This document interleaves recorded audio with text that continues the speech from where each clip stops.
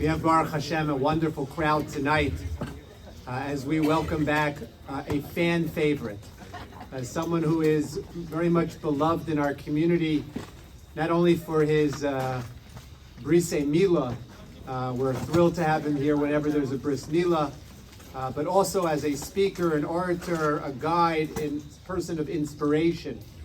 It's a pleasure for me to be able to personally welcome on behalf of the Great Neck Synagogue the very distinguished Rabbi Paysach Krohn. Rabbi Krohn was in Israel last week. He called me Friday and said, Rabbi Paysach, tell the Steinbergs not to worry, I'm back.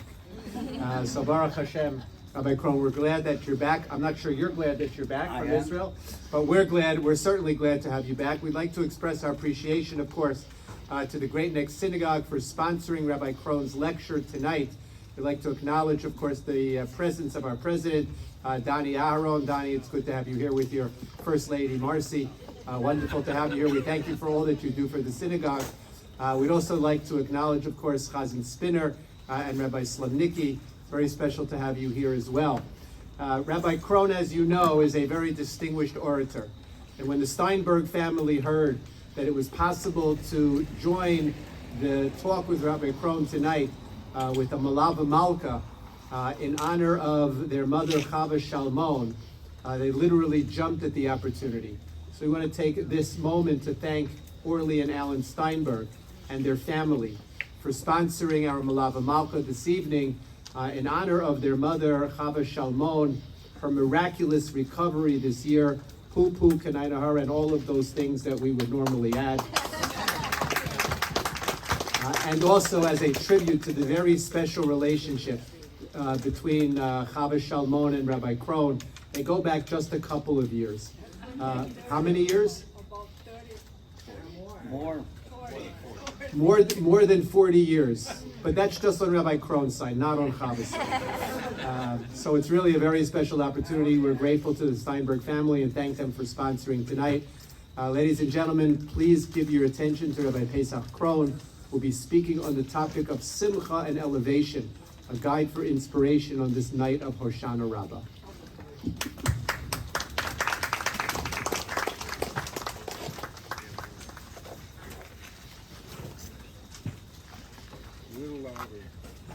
It is such a great thrill for me to be here tonight.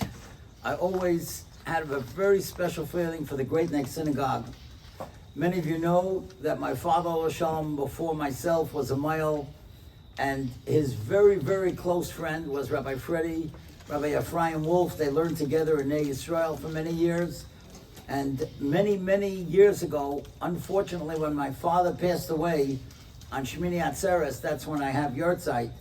That's when I first became a male publicly. I was actually doing it a few months before he passed away. And there were many, many people that were hesitant to take a 21-year-old kid as a male. And I couldn't blame them. But Rabbi Freddie Wolf had the confidence in me at that time, and he always referred me, and I was always forever grateful to Rabbi Wolf and to the people at the Great Neck Synagogue. Mrs. Shalman was like a mother to my children who went to Beis Yaakov. My children who went to Beis Yaakov, it's hard to believe they're grandparents today. Chaviva and Fegi and Elisheva, all of them, Baruch Hashem. And Mrs. Shalman was the focal point of Beis Yaakov. So for me to see her and to hear that you had such a wonderful recovery, Baruch Hashem, it's so nice to see you. I thank the Steinbergs for sponsoring in your honor, and I hope that we'll be able to be inspired together. I always mention Rabbi Eckstein when I come here.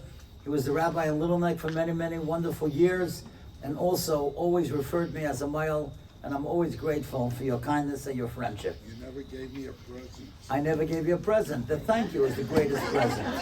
I don't bribe people, even if they want them. And of course, Rabbi Polakov is everybody's favorite Rov, and just the most wonderful person. I thank him, and I thank Rabbi Lichter, who is today in Memphis. Many of you know, I called him a few weeks ago when Rabbi Polakov called me, and I said, you know, what happened to Rabbi Lichter? And he told me that he took a position out of town. And again, Al Sakar Tatoiv, I certainly wanted to mention him. There's a very interesting pasuk that is so appropriate for this final night of the 40 days from Elul to Hoshana Rabbah. We know that tonight begins Hoshana Rabbah, and this is the period of time when Hashem gives the final seal of what's going to happen to all of us in this coming year of Tavshin Pei Gimel. It is my hope that Tavshin Pei Gimel will stand for Tehei Shnas Pirsum Geula. This will be the year of the publicity and the announcement of the Geula of Mashiach finally coming. I was just in Eretz Yisrael, as Rabbi Paysach mentioned, and the spirit and the joy of mitzvahs and the whole yontif is so incredible. And I davened in various shuls, and I can only imagine what it would be when Mashiach will be here and we'll all be together in those synagogues. I get the chills when I talk about it because the liveliness and the love of being Hashem's people is so palpable in the shuls in Eretz Yisrael. We just can't wait for the Geula to come and we can all be there together. But the pasuk in Amos tells us something very interesting. The prophet Amos says, Aryeh Sha'og, Mila Yira, if a lion roared, wouldn't you be afraid? You're walking on Cedar, or you're walking on Old Mill, or on Northern Boulevard, and all of a sudden you see a lion roaring, everybody would be afraid. And Mefarshim, the commentaries say something so interesting. They say Aryeh, which is spelled Aleph, Reish, Yud Hey, stands for Elul, Rosh Hashanah, Yom HaKippurim, and Hoshana Rabbah. Isn't that amazing? Right, you can write it down. Aryeh Sha'og, Elul, Rosh Hashanah, Yom HaKippurim, Hoshana Rabbah. These days are roaring to us. Mila Yira, shouldn't we be afraid? Shouldn't we be thinking about how we should go on with life? How we can make life better than it has been in the last 2 or 3 years, which have been very, very difficult. We're looking to have simcha. We're looking to have confidence. And how can we do this? We've gone through very, very difficult times. But I'll tell you, a number of years ago, the rabbi of the shul where I daven, a Rabbi Teitelbaum, asked a very interesting question. He said, we know that Aryeh stands for Elul, Rosh Hashanah, Yom Kippurim, Hoshana Rabbah, and a lion roars, wouldn't be afraid. He said, I took my kids to the Bronx Zoo, and they saw the lions roaring, and they were so excited. They started calling all their friends, and everybody was laughing and having a great time. So what does the pasuk mean that if a lion roars, wouldn't we be afraid? These kids, they couldn't wait to hear the lion roar even more. And he said, of course, the answer is that the lion was in a cage. And if the lion's in a cage, you got nothing to worry about. And then he said the most incredible thing. Now tomorrow, when you look at your machzor, you will see this. I never realized that I say it every single year until he pointed it out. The final prayer that we say tomorrow on Hoshana Rabbah, the final prayer, listen to the language. Yehi Ratzon. We ask Hashem, may it be your will, Shetosir, you should remove Mechitzas Habarzel, that iron bar, Hamafsekes Beinenu Ubeinecha, that separates us. In other words, Hashem, separate us from that cage.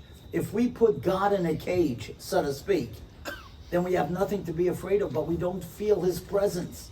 So we're asking Hashem, remove that iron bar. Remove that barrier. We want to feel you.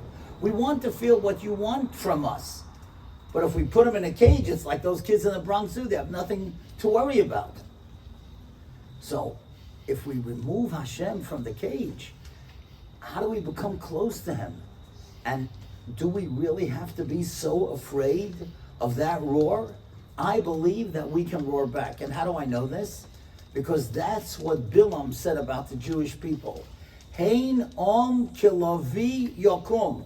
The Jewish people are like a lion. They can get up and they can roar back. So it's true. Elul, Rosh Hashanah, Yom Kippurim, Hoshana Rabbah, they're intimidating days. But we have the capacity to answer back. And that's what we're going to learn tonight. What are the strategies to deal with these 40 days And I wrote a book about it. It's called Yom Neroim with the Maggid. It's on the 40 days from Elul till Hoshana Rabbah tonight. Many, many fascinating stories. But I would like to share with you some thoughts that I think that if we inculcate them in our lives, we'll be better prepared to face Hashem. Now, I must tell you that I was very deeply moved that Hashem orchestrated something this year that should happen right before Rosh Hashanah. And that was the death of Queen Elizabeth. Now, why was that so important? I was so touched by the honor and the reverence and the esteem and all the glory that they gave to the queen, to the monarch, right before Rosh Hashanah. Why did Hashem make it happen right before Rosh Hashanah?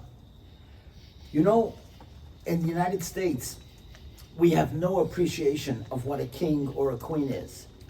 The day after the funeral, I was in England. The trip was planned months ago. I spoke in London and I spoke in Manchester, and thank God the trip started on Tuesday because Monday the country was closed. That's when the funeral was. But when I came there Tuesday, you know what many religious people told me? They took their children to the funeral. You know why? So that they should see King Charles and be able to make a bracha. How do you like that? The Gemara says that when you see a king, whether it's a Jewish king or a king of the nations of the world, you're supposed to make a bracha. And these children, they had never seen King Charles as a king. They knew him as Prince Charles. So now they brought him there so that they should see him, and then they should be able to make a bracha. Now I'll tell you an amazing thing. The Gemara, Rabbi Elia Lopian, who was one of the great rabbis of England and then eventually moved to Eretz Yisrael, he points out something so amazing. He said, on Rosh Hashanah, and through Aseres Yemei Tshuva, we kept on saying, HaMelech HaKadosh, HaMelech HaMishpat, God is the King of Judgment, the Holy King. And we say Malchiyos, that's part of the Shemon Esra. And the Gemara says, say Malchiyos Shetamluchuni Aleichem. Make me the king over you. Not just to say God is king of the world. He knows that. He wants to see how each of us feels. How to relate that God is the king. And I think if we think about what went on in England and we see the covet and the honor that they gave to the queen, we can understand how we have to respect Hashem himself. And I'll tell you a great story that I heard in England that happened on Friday before the funeral. Friday before the funeral, King Charles had a meeting scheduled with all the heads of all the religions, including the chief rabbi, Rabbi Ephraim Mervis. Now, the meeting was scheduled for 6 o'clock. So when the King's Court called Rabbi Mervis's office, he said he can't come because Shabbos is 6:30. When King Charles heard about it, he changed the meeting because he wanted the rabbi to be there, and he changed it to 5:30. Now listen to this. 5:30, King Charles got up to speak. At 6 o'clock, he looks at his watch and he says, Rabbi, it's time for you to leave to get home for your Sabbath. So listen to what the rabbi said. Amazing. The rabbi said, Your Honor, protocol does not allow me to leave the meeting. He said, why is that? Because protocol is if the monarch is in the room, no one is allowed to leave until he leaves. So I can't leave. The meeting is still going on. And it reminded me of a din in Shulchan Aruch that if the Sefer Torah is open, you cannot leave the shul. You can only leave the shul when the Sefer Torah is closed between the aliyahs. But if the king is there, so to speak, the Torah is open, you can't leave. Listen to what King Charles said. The Sabbath is more important.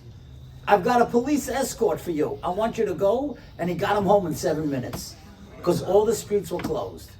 So the king understands what Shabbos is. And the king understands what devotion to the ultimate king, the King of Kings, is all about.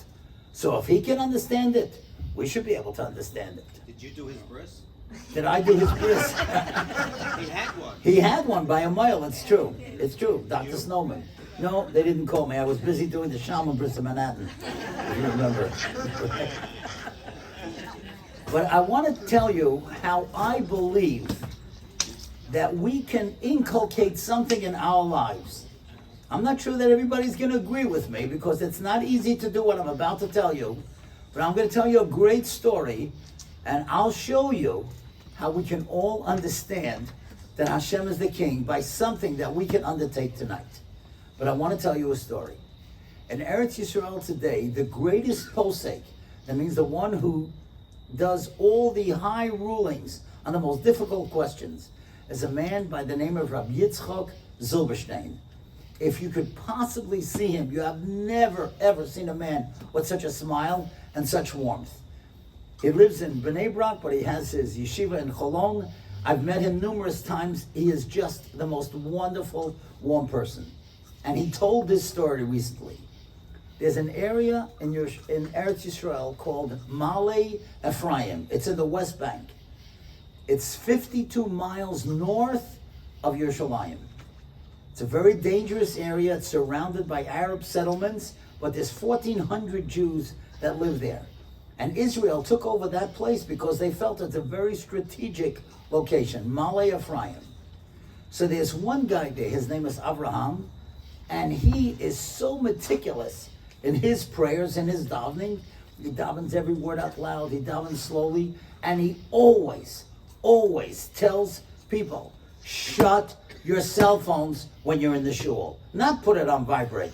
That's not enough, because if you put it on vibrate, when you feel it, you're going to look to see what app, what text you got, whatever, any message, what email came in. Shut your phones. The best thing that he does is he doesn't even bring his phone into the shul. So they said to him, well, yeah, we live in an Arab areas, it's dangerous. He said, okay, fine. Let two people have their phones on. But otherwise, and this was his expression, you want to connect to God, you got to disconnect from everybody else. If you disconnect from everyone, then you can make a connection to God. But if you got your phone on, then what's going to happen? It's going to ring or vibrate, and then you're going to want to I just want to see my phone. I just want to be sure that it's off, right? Better shut it off, right? You got to walk the walk and talk the talk, right? Okay. So now, that's what he always said. One night, he was coming home from a wedding in Yerushalayim, him and his wife. And they're going up Route 90, up that mountainous dark road, going up to Ma'ale Ephraim. And suddenly he turns to his wife and he says, we're being followed. She looks back, she doesn't see a car. She says, I don't see anything in the back. He says, take a closer look, their lights are off. They don't want us to know that we are being followed. She says, well, why don't you just make a left turn off the road and see if they follow? And that's what he did. And sure enough, they followed. So now he realizes this is dangerous, because if they don't have their lights on, they're probably terrorists, and they're probably after him for whatever reason. And he starts speeding, and they speed afterwards, and they speed behind him, and suddenly shots ring out, and his back window is cracked by the shots.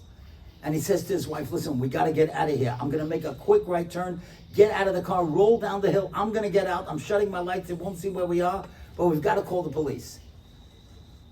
She gets out of the car, she gets on her cell phone, she calls the police, the 911, however you dial it in Israel, and she says, we're being followed by terrorists, they're shooting at us. And the dispatcher says, where are you? She says, we're on the road going up to Ma'ale Ephraim, Route 90. And the dispatcher says, it's impossible, there's no phone service there. You can't be calling from there, this is a prank call. She says, I'm begging you, I'm telling you, that's where we are. He hangs up on her because he thought it was a prank call. So he gets on the phone and he calls the police in Ma'ale Ephraim. And he says, listen, this is Abraham, you know me. And he calls the cop, the dispatcher by the first name, because he knows the people of Ma'ale Ephraim. He says, we're on the beginning of Route 90, come and save us. The terrorists are trying to look for us and shooting at us. He says, where are you? He said, I told you, I see the sign on the bottom of Route 90. He said, it's impossible. There's no phone service there. He said, please, I'm begging you, they're shooting at us. We're terrified. He says, okay, I trust you, we'll come. And they come, a whole bunch of cars with ambulances, not ambulances, with the sirens and the cherries, and the terrorists run away. A few weeks later, they had a Suda Seidah, a thank you Suda. And at the Suda, the rabbi said, you know why that happened? God showed us a lesson. In a place where everybody was disconnected, no phone service there. The cops showed him there was no phone service. God connected to him. You know why? Because he always disconnected from everyone to be able to connect to Hashem. So Hashem said, I'll connect to you, even in the place where everybody's disconnected. And you know something, what I heard in England, and that's why I'm telling you the story? We all saw how they marched for hours, all the officers and the police and the army. They were marching alongside the coffin of Queen Elizabeth. Do you know not one of them was allowed to carry a cell phone? Of course they couldn't even put it on, that's for sure, but they were not allowed to even carry it. That's the cover, that's the honor for Malchus. Not even a chance of a phone being used. So if that's the cover you give to Queen Elizabeth, maybe from tomorrow on Hoshana Rabbah, when we walk into shul, we should shut the phone. That's the way to show that God is king. That's the one that we want to connect to. So disconnect it from everybody else for that hour or two whenever you're davening. So every morning, whether you're davening at home or whether you're davening in shul, not to put it on vibrate, shut the phone. That's a way, just like by Queen Elizabeth, those officers who gave her their final honor couldn't even carry a cell phone. We too should make sure. We want to show Hashem, we want to connect with you. We have to disconnect from society for that time.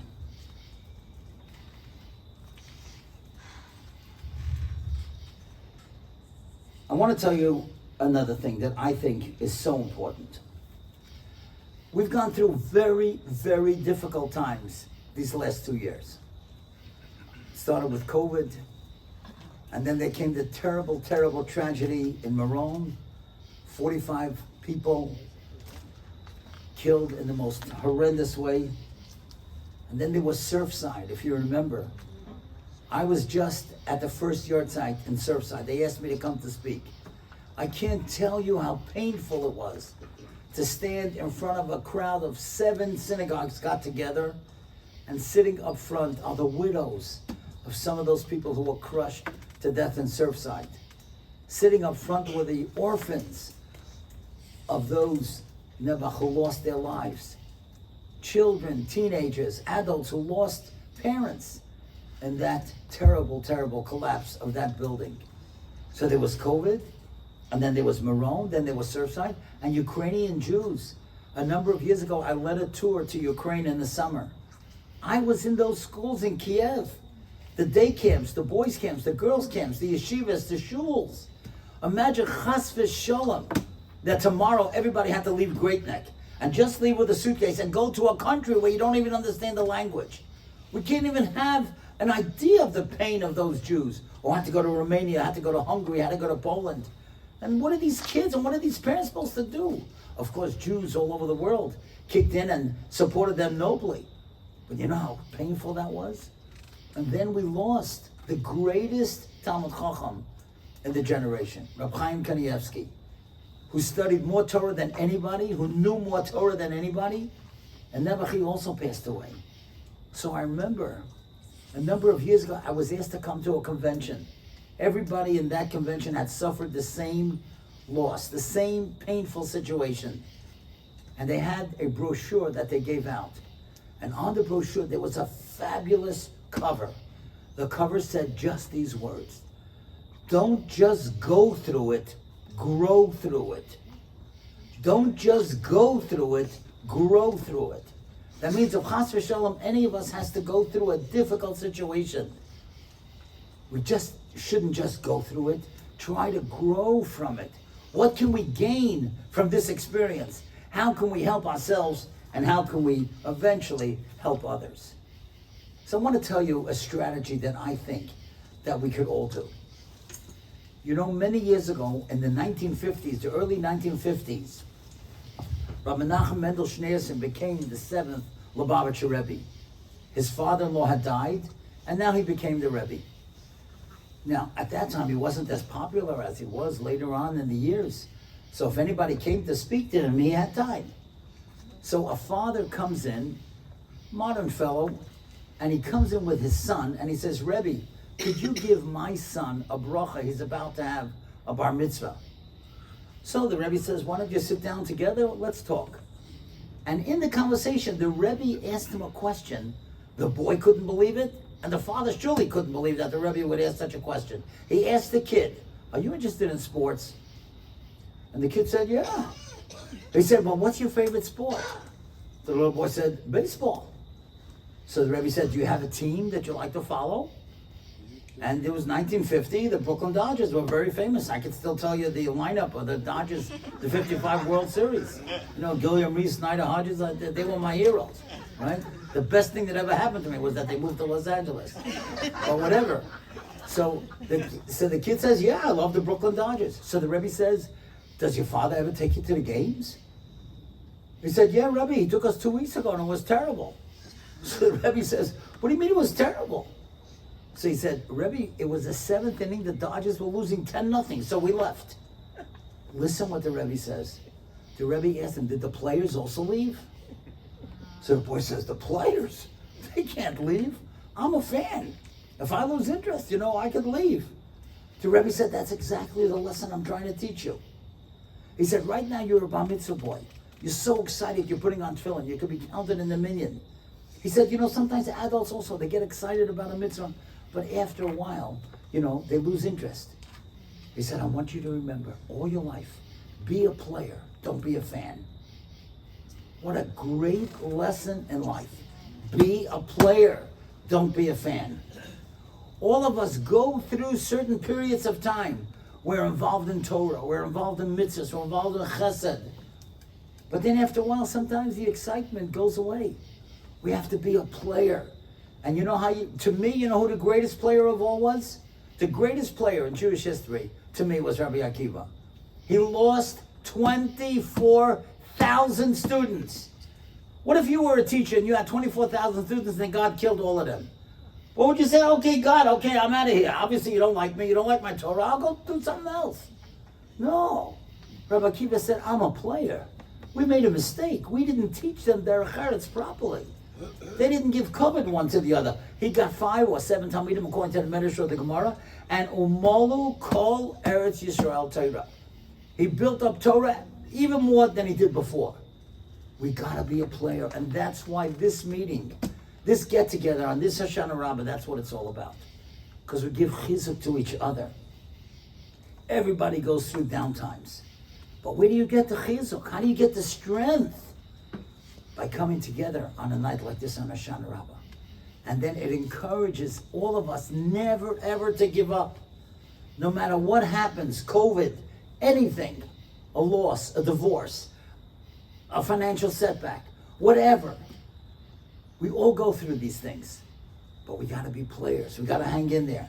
And it's only when we have unity and we care for each other deeply, that's how we can make sure that we always remain a player.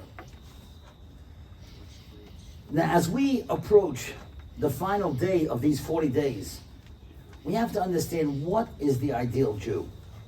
So I want to show you something so brilliant that the Kovner Rav, Rabbi Yitzchak Elchanan Spector, once said. Rabbi Yitzchak Elchanan is actually the one YU is named after him, right? Rabbi Yitzchak Elchanan College, that's Yeshiva University. But he once said something so brilliant. And he said, you want to know what the ideal Jew is? Take a look in Parshas Teruma, of all places. It tells us about the Kruvim. The Kruvim were those wings that were on top of the Aron Kodesh. And the Pasuk in Shmois Chafei Pasuk Chaf tells us, Hoyu Akruvim Porsei Knofayim Lamayla. The wings spread upward. And he said that symbolizes that through Torah and Tefillah, our mindset has to always be towards God, when we're learning and when we're davening. He said, but don't forget the end of the pasuk. The end of the pasuk talks about the two little faces, the little boy and the little girl facing each other. And the pasuk says, Upneim ishalachiv. They faced each other. So that was the Bein Adam Machaverai.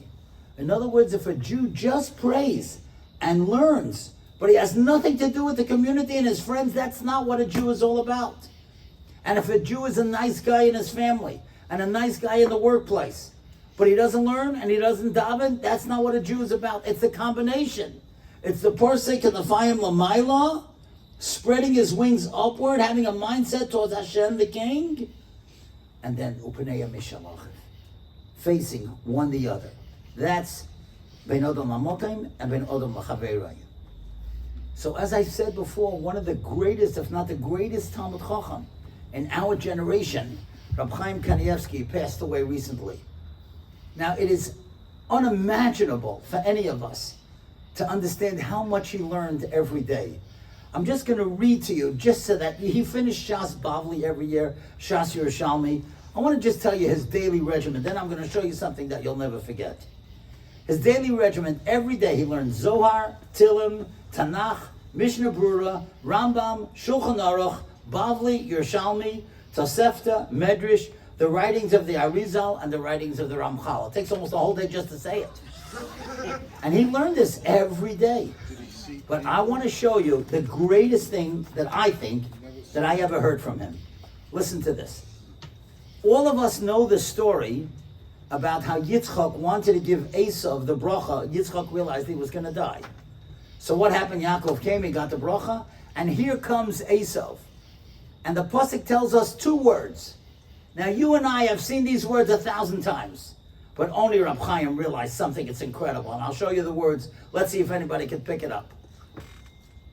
It says that Esav brought food to his father. Vayove la'aviv. He brought the food to his father. Take a look at these words. Anybody notice something unusual about these words? Who said that? Palindrome. He's right. You see, you could read it frontwards and backwards. Vayove la'aviv. And if you want to write it down where it is, it's in Perek Chav Zayin, Pasuk Lamed Aleph. Right? So now, Vayove la'aviv. He brought the food to his father. So Rab Chaim says, why is this a palindrome? You know, like radar, race car, mom, pop, David, Yishai, all these words. You know what he said?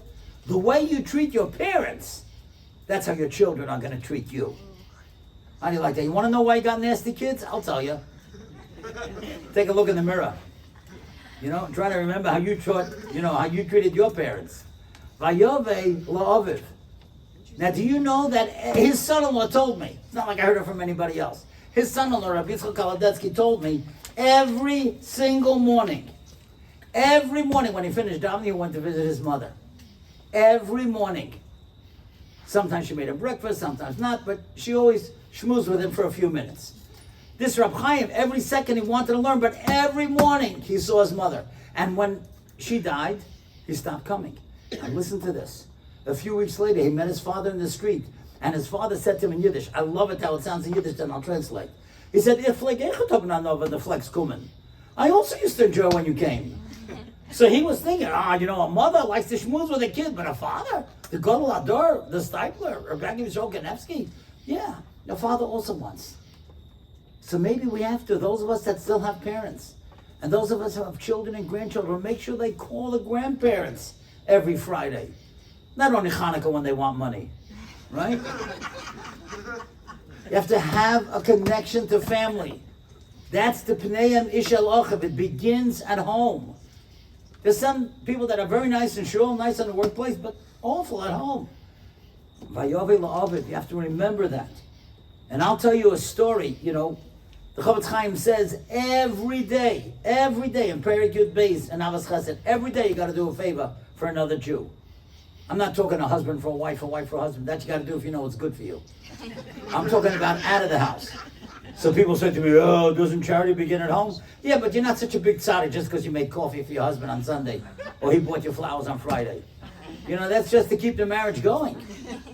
But I'm telling you, every day we should keep a notebook of one chesed that you do for another person. I'll give you an example of Rab Chaim's chesed. You wouldn't believe this.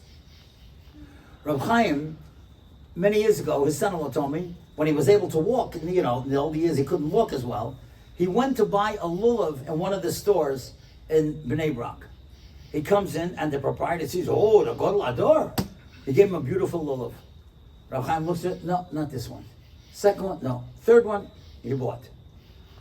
When he walks out of the store with his son-in-law, somebody comes running out of the store and he says to the son-in-law, I don't believe what I just saw. He said, what'd you just see? He said, you know how long it takes me to get a lulav?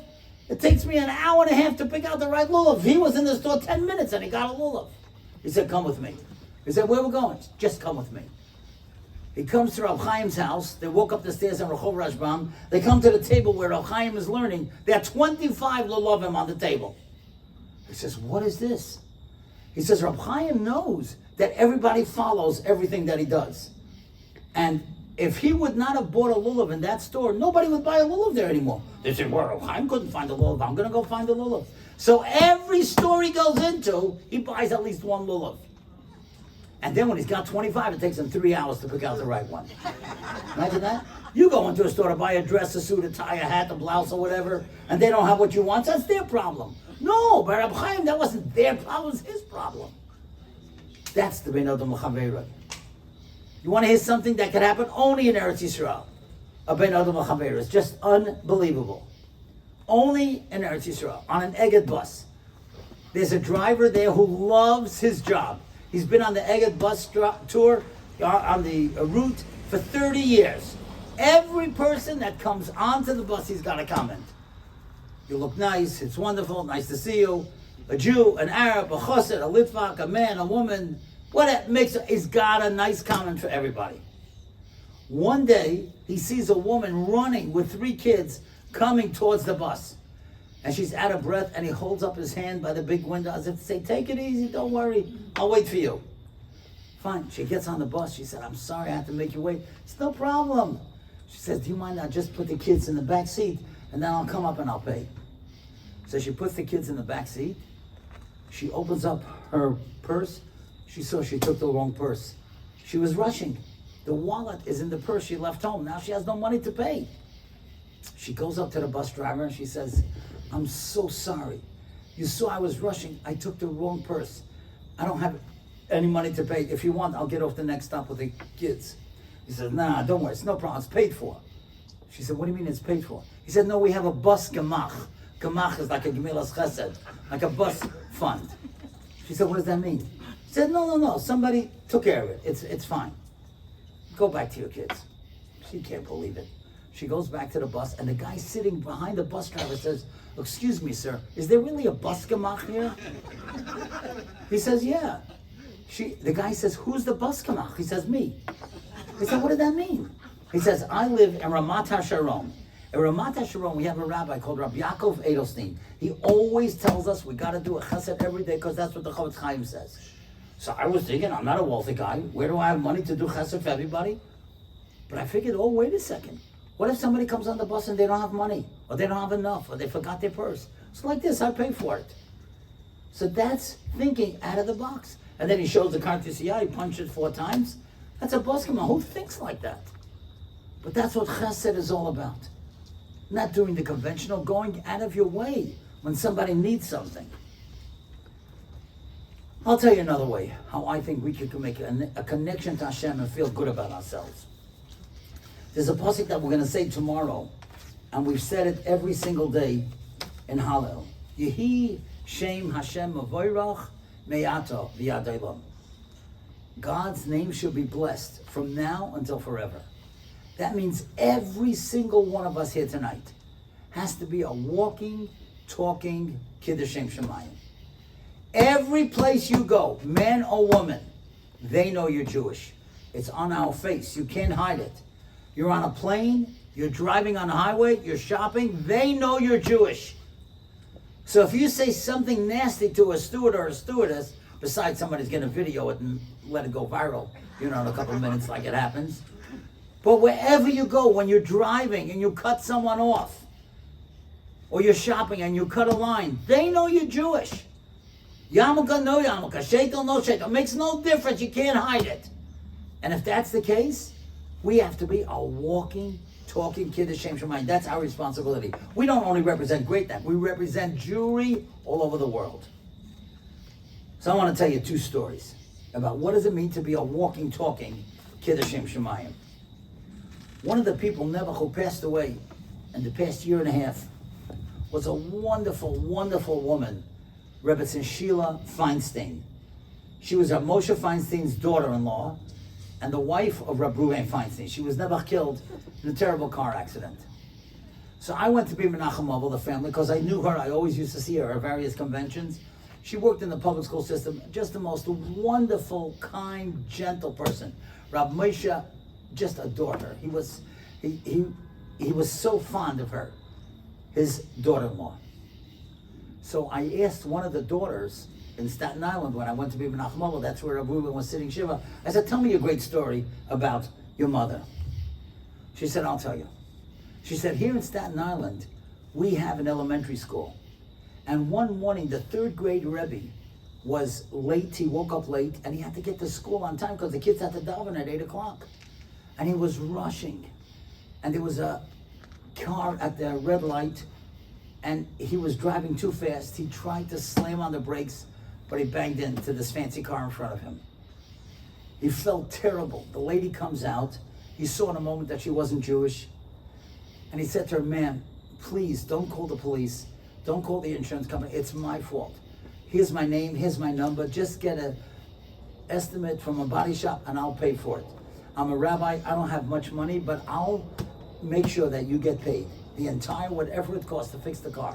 It's my fault. I'm a teacher. I wanted the kids to pray on time at 8 o'clock. Please don't call the police. They get into a whole conversation. She says, okay. A few days later, she calls him back. And she says, I went to the body shop and, this is what it's going to cost. It was a fortune. It was a very fancy car. So he says to her, look, ma'am, if you could just do me this favor, just if you don't mind. In Staten Island, I have a friend who has a body shop. His name is Mendy. Would you mind going to him and just see the work that he does? If you're satisfied with the work that he does, let him give you an estimate on your car. I think it's going to be much less than what you have here. But only if you're satisfied with the work that he does. She says, okay, I'll do that. She goes to Mendy, and she's very satisfied. He does beautiful work. She calls him up. He says he can fix it by next Thursday. You'll be able to pay him? Yeah, no problem. A few days later, Mendy calls this rabbi and says, I'm going to give back the car on Thursday. You're going to be able to pay me the full amount? He says, I'll try. And listen to this. You won't believe this. He calls the woman again. And he says, ma'am, I'd like to ask you a favor. If you can't do it, I understand, but would you be willing to pay the whole bill when you get the car? And over the next year, I'll pay you every month. On the first of the month, I'll pay you a 12th of what I owe you. And at the end of the year, you'll have your money. It's a scam. That's what you say. But she said yes. And every month, he paid her. At the 12th month, he called her up. And he said, it's the final payment. I'd like to come to your house. I'd like to give it to you personally. I'd like to talk to you. She says, yeah, of course. And he comes and he says, ma'am, here's the 12th payment, but I got to ask you something. Before the accident, you and I didn't even know each other. We never saw each other. Why were you so kind to me? You didn't call the police. You didn't call the insurance. You went to Mendy, the body shop, my guy. You paid the bill in advance. Why were you so kind to me? Listen to what she said. She said, I work in the public school system. Sheila Feinstein is my principal. As soon as I knew you were from her tribe, I knew I could trust you. Imagine that. That's a walking, talking Kiddush Hashem. Because if Sheila Feinstein was such a noble person, and he's a Jewish person, just like she is, that's what it's all about. Now, I'll tell you another story. You're not going to believe this, but I heard it from the guy himself. Man's name is Benjamin Ginsburg. He's a principal. He used to be in Minneapolis. Now he lives in Toms River outside Lakewood. This story happened January 2, 2020. It's important to know what date it happened because January 1, 2020 was the Siyum HaShas. Is there anybody here who was at the Siyum HaShas in MetLife Stadium? Remember how cold it was? It was freezing, right? 95,000 people. January 1, 2020. This happened the next day. Rabbi Ginsburg told me he was in Toms River, which is outside Lakewood, and he had to go to Borough Park because he had to give a lecture. But he was late. So he was rushing and on the Garden State Parkway, weaving in and out of traffic, and a cop stops him. What can he do? Pulls over to the side. The first words out of the cop's mouth, he says to Rabbi Ginsburg, takes a look at him, he says, did you study your page today? He says, officer, what did you just say? The guy says, I worked in MetLife Stadium, and Giant Stadium. Don't you guys study your page every day? Did you study your page? He looks at his clock, he says, officer, it's only 10:30 in the morning. I didn't get a chance to learn the page. So the officer says, well, if you promise me that you'll learn the page, I won't give you a summons. So he says, I promise. Now listen to this. The officer says to him, I want to tell you what happened yesterday at MetLife Stadium. Another fellow officer came over to me and said to me, I wish I could be Jewish. So I said to him, why do you want to be Jewish? He said, did you see this nation? 95,000 people. They're celebrating. Nobody won a lottery. They're celebrating that they study a page and they understand it. And not only that, 95,000 people are singing and dancing, and not one of them is drunk. Imagine that. And then he said the most amazing thing. He said, you know what another officer said to me? They made a big mistake yesterday. They called it Giant Stadium. It was really a stadium of giants. That's what we are. That's what we could be. When we travel and we behave in public and we act in a dignified manner, then we're a stadium of giants.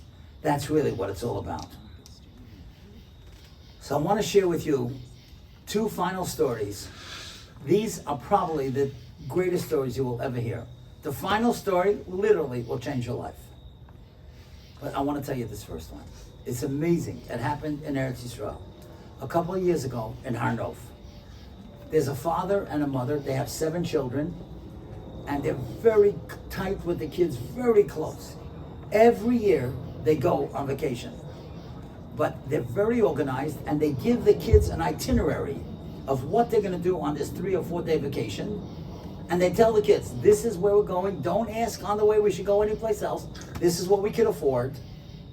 And no restaurants, no eateries. Mommy's going to make all the lunches and snacks, because all these eateries, especially in the summer, are very expensive. And they give them the itinerary. They're going to go up to Tveria. They're going to go jeeping. They're going to go on the Kinneret, have a boat ride. And they give each kid spending money. But don't forget, no restaurants, no eateries. They rent a car. Obviously, they don't have their own car. And they go up north. Now, if you know the geography of Eretz Yisrael, if you're going north, you're going to pass towards Tver, you're going to pass Netanya. They get to Netanya, it's gorgeous, it's on the water, they stop. Mother brings out all the lunches, they find the picnic table near the water, and they all sit down to eat. After they're finished eating, the father says, okay, everybody in the car, we got a long trip up to Tveria. 7-year-old Zevi says, Daddy, I can't get in the car yet. He said, why not? He said, you said it's a long trip, I got to go to the bathroom. I got to use the facilities. And the father says, where are we going to get a bathroom here? There's only picnic tables.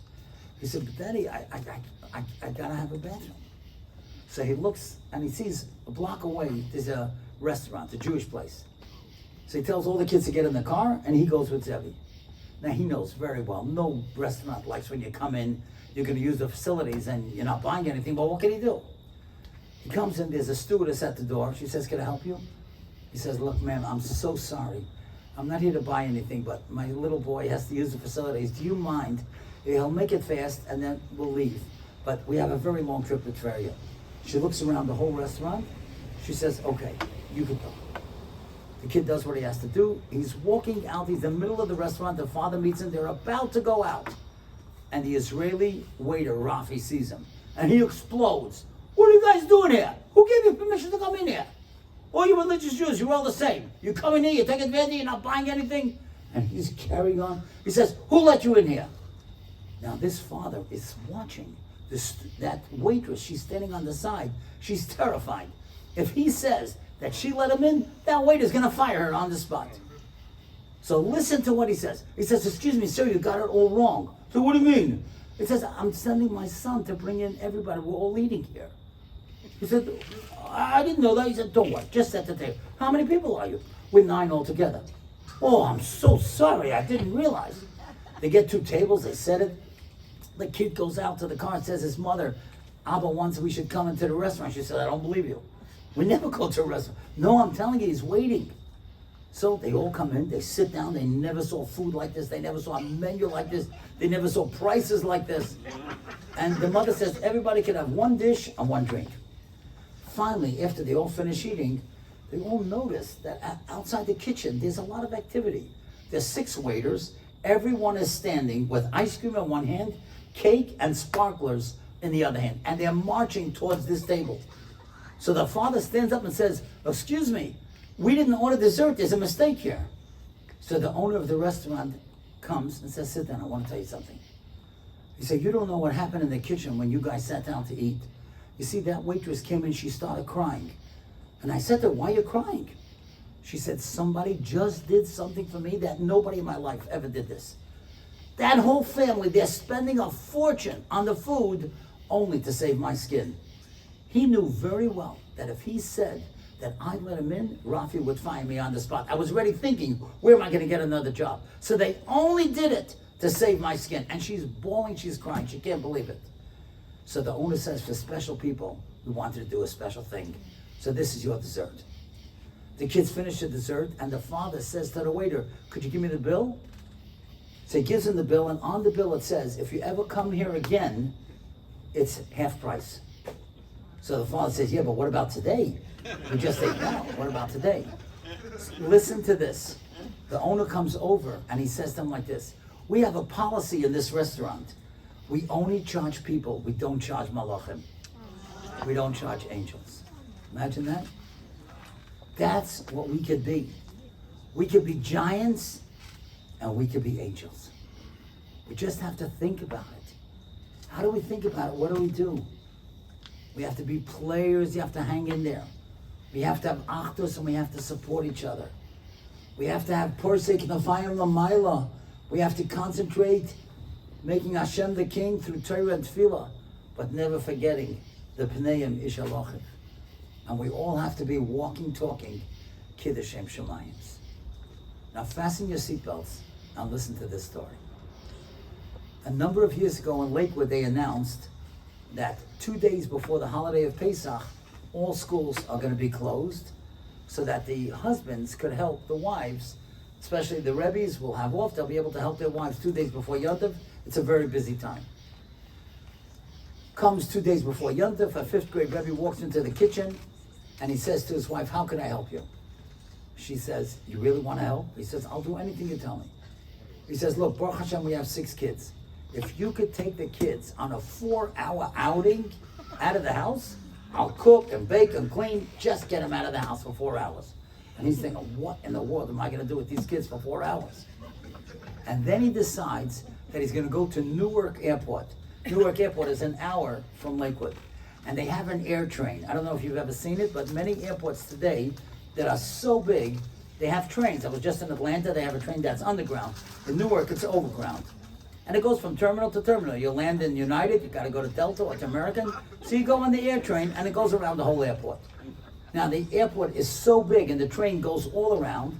So the kids not only are going from station to station, but you can see the planes taking off, the planes landing. It goes over the Jersey Turnpike, and these kids were having a ball. After 2 hours on this train, going around and round and round the whole airport, watching the planes land and take off and the highway and everything, a pilot gets on. Very spiffy looking guy with a cap. And you know these pilots are wonderful, nice guys. He sees a father with 6 kids. He says, we're all flying today. They didn't know what to say. Where are they going? So they look at the father. So the father says, actually, we're flying nowhere. He says, nowhere? He says, we have a Jewish holiday, and my wife wanted, to be able to bake and cook and clean. So she asked me if I could take the kids out. We're having a great time together on this air train. And the pilot gets very serious. He says, young man, I want to tell you something. He says, I've been a pilot for 25 years. There's not a major airport in the world that I haven't landed in. He said, 2 years ago, I got a text from my son. And he said, Dad, you're always so busy. You never came to any of my birthdays. You didn't even come to my graduation. And last week, you didn't come to your first grandson, my son's first birthday. Do me a favor. Take my number out of your contacts. And he said, 2 weeks later, I got the same text from my daughter. He said, young man, I have flown everywhere, but gone nowhere. You told me you're going nowhere, but with your kids, you're going everywhere. And that's the final lesson. The lesson is that the future of Klal Yisrael is our children, grandchildren, and great-grandchildren. We come here tonight on Hashanah Rabbah to make a commitment to the new year. One of the major commitments that we have to make is to our families. Pnei Mishalochiv, Vayove La'aviv. Going everywhere. We go everywhere. Not by spending time on fancy vacations. There's nothing wrong with doing that. But don't forget the children. They need you more than anything else. They need us as role models. And tomorrow when we stand in front of Hashem and we ask to remove that mechitzas habarzel, let's feel the roar of Hashem, but let's answer back by being players, by being porsek nafayim lamayla, pnei mishalochiv, and knowing that we can go everywhere, as the people in Great Neck have been doing for years. Let's continue to do what we're doing and doing it even more under the direction of Rabbi Paysach Shlita and all the wonderful people of this Kehillah.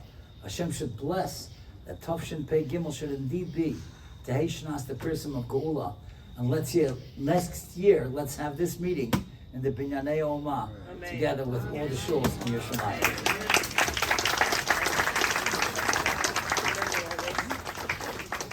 Shukawach, Rabbi Krohn. Thank you so much. It's always a pleasure. Always a pleasure to be able to host you tonight here in the Sukkah. I believe we have some of your books over here. If you're interested in one of Rabbi Krohn's books, to please come up. I think we might even be able to convince him to autograph. Of course. One of the books up No here. extra charge. For no extra charge. And Mirza Hashem, we should enter into these final days of Sukkot.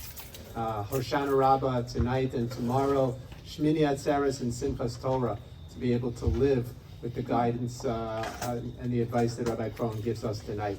Again, we want to express our appreciation to the Steinberg family. Thank you all very much. A good kvittel, a pit katava. Mirza Hashem, we should all finish this season as strong as possible. Have a wonderful evening.